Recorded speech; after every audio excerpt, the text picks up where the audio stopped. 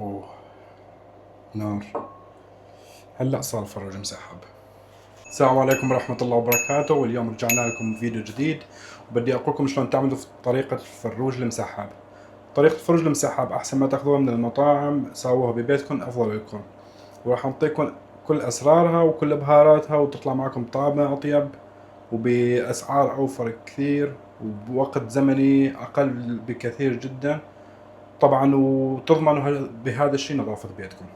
نبلش نقطع الدجاجة. طبعا هاي مؤخرة الدجاجة بدي اشيلها دائما بهالشكل هذا، وامسك الدجاجة هالمسكة هي وادخل السكين من عند الرقبة. فتحت معي الدجاجة كاملة. ببلش بنظف فيها بهالطريقة هي. بنشيل الجلدات هدول، شلناهم. بالجناح اذا عندي هذا في ريش بشيله، اذا ما عندي في ريش لكم الحريه انه تخلوه وتشيلوه، بس انا دائما بحب بشيله بهالشكل هذا. بنقلب الدجاجه على هالطريقه هاي وبحب نشيله. هلا بدنا نشوف كيف نشرح الدجاجه لحتى نسطحها بالصينيه. نبلش نقطع الدجاجه. طبعا هاي مؤخره الدجاجه بدي اشيلها دائما بهالشكل هذا، وامسك الدجاجه هالمسكه هي وادخل السكين من عند الرقبه. فتحت معي الدجاجة كاملة. ببلش بنظف فيها بهالطريقة هي. نشيل المفصل اللي عند الرجلين كمان بهاي الطريقة. هي شلناهن على جنب، وبفتح الجناح من هالطريقة هاي اهو، بس ما بشيل الجناح وبخليها لفوق.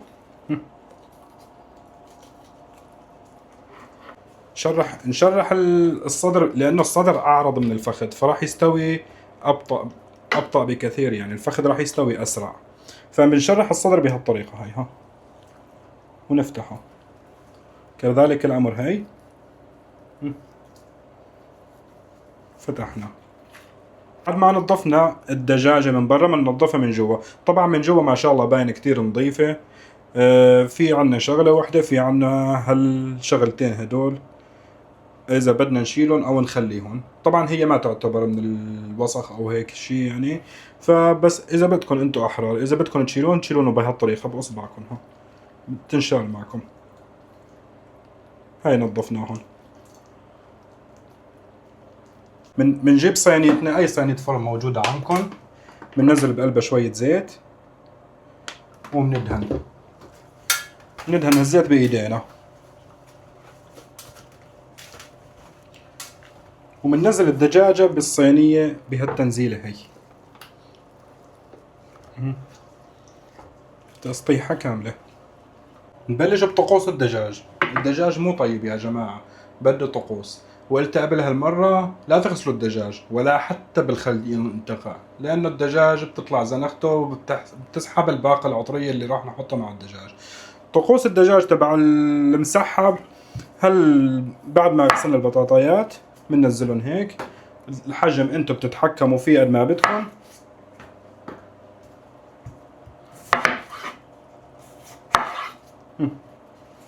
بننزل قد ما بدنا، بنصغر او بنكبر، انتم حرين.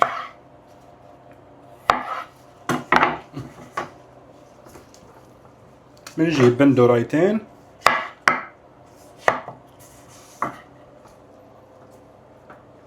بنوزعهم وين ما بدنا.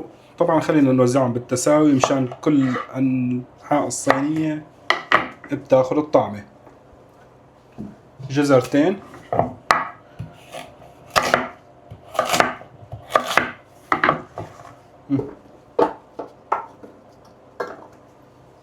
وهالبصلة هي،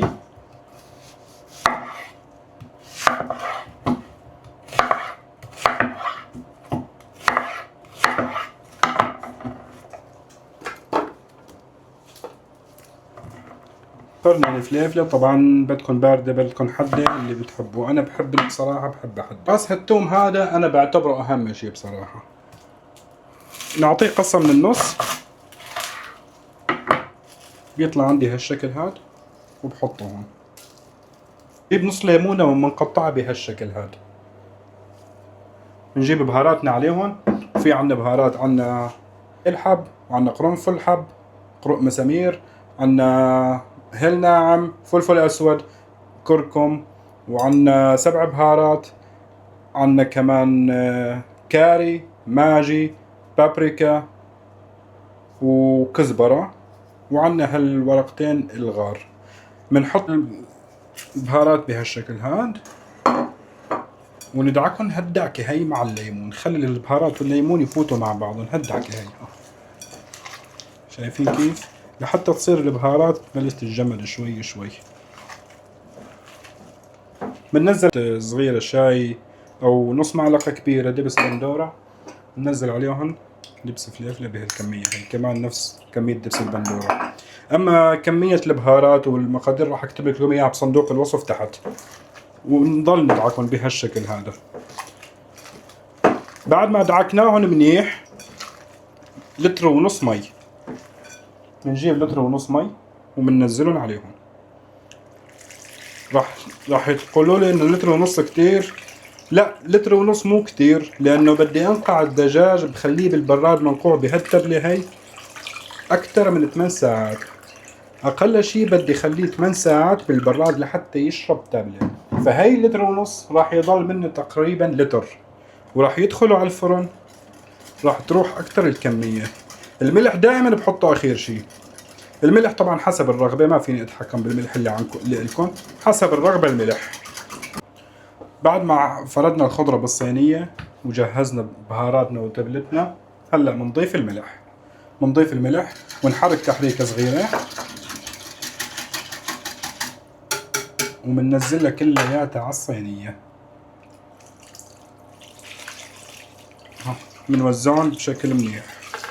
فيكم تحطوا مثلا زيت زيتون او معلقة سمنة، بس انا هذا الزيت اللي دهنته باول الصينية والدسم اللي راح يطلع من الدجاج، من جلد الدجاج، بيكفيني بصراحة. يا سلام، غمرتها تماما تماما غمرتها. لا تنسوا شغلة، انه الدجاج وقت اللي يجي فوق الصوص بدنا نمزجه شوي، بدنا ندعكه شوي لحتى يتغلغل الصوص بالدجاج وبالفتحات اللي بالدجاج وتحت الدجاج كمان. وندخلها بهالشكل هذا. بندخلها على البراد 8 ساعات تمام، اقل شيء 8 ساعات، واذا من الليل بتجهزوه وتحطوه بالبراد بيكون افضل. بعد ما دخلناها على البراد تقريبا 8 ساعات، انه بصراحة دخلتها 9 ساعات ونص لحتى تشرب تبلة اكثر. بنغلفها بورق طبق او بورق الزبدة، ما بعرف شو بتسموه. بنغلفها بالسلوفان. طبعا بدخلها على الفرن تقريبا ساعتين، فوق وتحت، درجة الحرارة 200، او ساعتين ونص بيكون افضل. واخر ربع ساعة من هالساعتين ونص بنشيل ورق السلوفان وورق الزبدة لحتى تاخذ وش. وهذا الشكل النهائي يا غوالي. ما شاء الله الريحة روعة. خلونا نشوف الاستواء تبعها. بسم الله الرحمن الرحيم. ما شاء الله تنقطع لحالها، دايبة دوب دايبة دوب ما شاء الله. خلونا نسحب على العظمات تبع الفخدة لحتى نشوف تنسحب. اوه نار. هلأ صار الفرج مسحب. لا تنسون من اللايك والاشتراك وفعلوا زر الجرس لحتى يوصلكم كل جديد، ونلتقي بالفيديو الجاي إن شاء الله.